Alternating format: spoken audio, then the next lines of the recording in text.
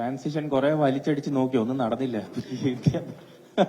അപ്പോ നമ്മൾ ഉറപ്പായിട്ടും ഒരു ഫെയിലിയർ വന്നല്ലോ. അപ്പോൾ ഈ കഴിഞ്ഞ ന്യൂസിലൻഡ് സീരീസിലൊന്നും ശരിയായിട്ട് വന്നിട്ടില്ല. അപ്പൊ എനിക്ക് ഭാഗ്യവശാൽ ഞാൻ ടീമിന് പുറത്തു പോയപ്പോ ഉറപ്പായിട്ടും വിഷമം ഉണ്ടായിരുന്നു, കുറെ സങ്കടം ഉണ്ടായിരുന്നു, കുറെ ദേഷ്യം ഉണ്ടായിരുന്നു. പക്ഷെ ആ ഒരു ഇമോഷൻസ് എല്ലാം ഫീൽ ചെയ്ത് കഴിഞ്ഞിട്ട് എനിക്കൊരു 7 ദിവസം കിട്ടിയായിരുന്നു ടീമിന്റെ കൂടെ തന്നെ.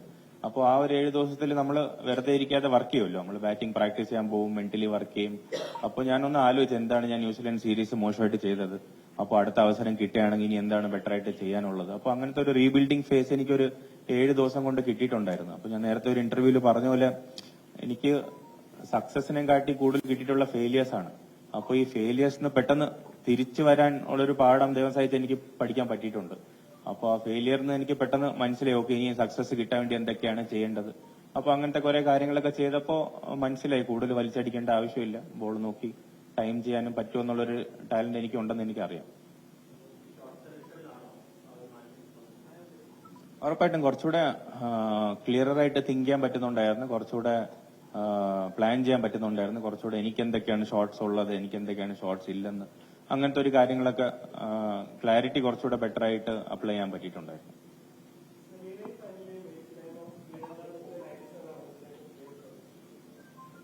എനിക്ക് 97 ആണെന്ന് തോന്നുന്നു. വെസ്റ്റ് ഇൻഡീസ് ആയിട്ടുള്ളൊരു മാച്ചാണ് എനിക്ക് ഏറ്റവും ക്രൂഷ്യൽ ആയിട്ട് തോന്നിയത്. കാരണം നമുക്ക് സിംബാബ്വെ മാച്ച് മുതൽ 4 മാച്ച് നോക്കൌട്ടാണ്. അപ്പൊ ഇന്ത്യ ഒരിക്കലും ഇങ്ങനത്തെ ഒരു സിറ്റുവേഷനിൽ വേൾഡ് കപ്പ് ജയിച്ചിട്ടില്ല എന്നുള്ളൊരു സംഭവം ഡ്രസ്സിംഗ് റൂമിലൊക്കെ ചർച്ച ഉണ്ടായിരുന്നു. അപ്പോൾ വെസ്റ്റ് ഇൻഡീസ് ചേസ് ചെയ്യുമ്പോൾ ഒരിക്കലും എപ്പോഴും പ്രഷർ കൂടുതലുള്ള ഒരു സമയമാണ്. അപ്പൊ ചേസ് ചെയ്യുമ്പോൾ ഞാൻ ഒരു സൈഡിൽ പാർട്ട്ണർഷിപ്പ് ബിൽഡ് ചെയ്യാൻ നോക്കി പെട്ടെന്ന് ഫിനിഷ് ചെയ്യാൻ നോക്കുമ്പോൾ വിക്കറ്റ് വീണുകൊണ്ടിരിക്കുന്നുണ്ടായിരുന്നു. അപ്പൊ അത് ഒരു പ്രഷർ വീണ്ടും ബിൽഡ് ആയിക്കൊണ്ടിരിക്കും. അപ്പൊ അത് കറക്റ്റായിട്ട് മാനേജ് ചെയ്യാൻ പറ്റി, കറക്റ്റായിട്ട് ലാസ്റ്റ് ഒരു വിന്നിംഗ് ഷോട്ട് വരെ കിട്ടി. അപ്പൊ അതൊക്കെ ഒരു വലിയ സന്തോഷമുള്ളൊരു ഇന്നിംഗ്സ് ആയിരുന്നു.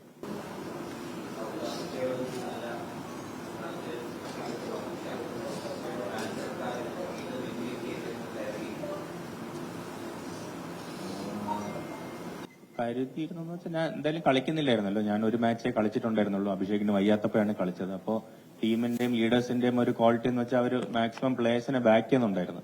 അപ്പൊ എനിക്ക് എന്തായാലും നമ്മൾ പുറത്തിരിക്കുന്ന ആൾക്കാർ എല്ലാ മാച്ചും റെഡി ആയിരിക്കണമല്ലോ, ഒന്നും പറയാൻ പറ്റില്ല. അപ്പൊ ആ ഒരു ഞാൻ ഭയങ്കര പ്രതീക്ഷ ഇല്ലായിരുന്നു, പക്ഷെ ഒട്ടും ഇല്ലാന്നും അങ്ങനത്തെ ഒരു ബാലൻസിൽ അങ്ങനെ വെയിറ്റ് ചെയ്തിരിപ്പുണ്ടായിരുന്നു.